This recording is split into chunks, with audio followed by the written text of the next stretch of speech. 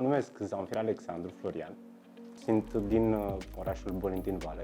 În momentul de față lucrez în domeniul comerțului cu produse electronice. Am ajuns aici printr-o cunoștință care mi-a recomandat școala Link Academy.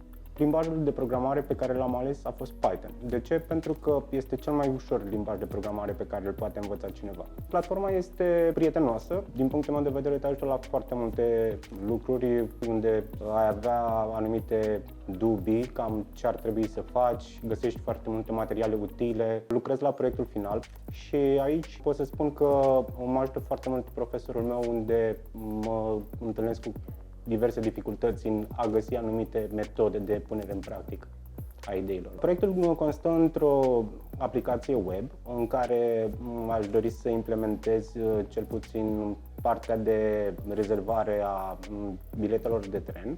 Profesorii sunt super. Din punctul meu de vedere, cred că mi-au ajutat mai mult să-mi dau seama ce înseamnă programarea.